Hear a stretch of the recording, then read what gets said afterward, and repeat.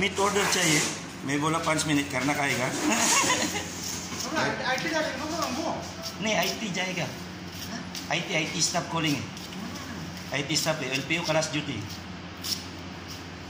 Ganyan na magbunlis ng Tanzanian fresh shoulder, okay? Ganyan lang mga kabutcher. Kaya yung mga wala pang experience dyan, yung mga professional, pas tayo dyan kasi magaling din yan sila mga kabutcher. Iba-ibang estilo lang ang pagbubunlis natin mga kabutcher. Dito sa amin, full boneless lang. Yung tinatawag na buuhan lang.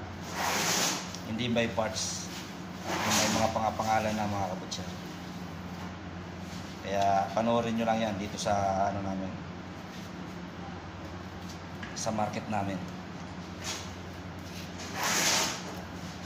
Tanggalin ulit yung palikpik.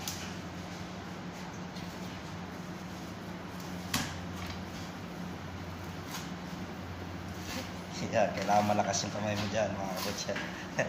Hindi lang talaga kiniskis na mano para malinis. Yan.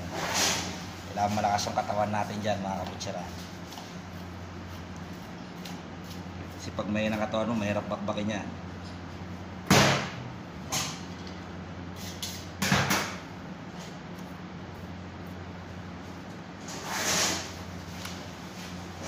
Susunod yung pambulalo, yung bone marrow.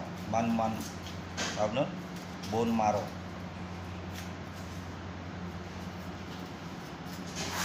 Ano Brad?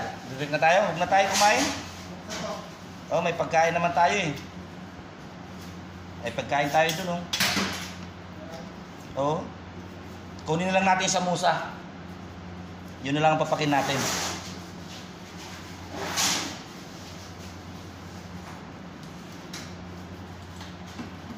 मोटा बोया नसीब नहीं है कन भाई मामा का कुछ भी सामान परचेसिंग है। हाँ बस सलामकुम।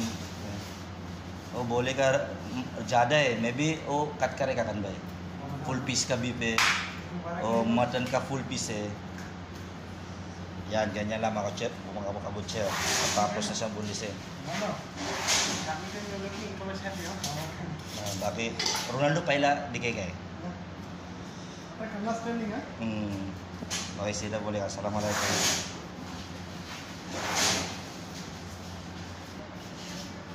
Yan, kita nyo pinakbak yung bone marrow. Tapos meron pa isa yan.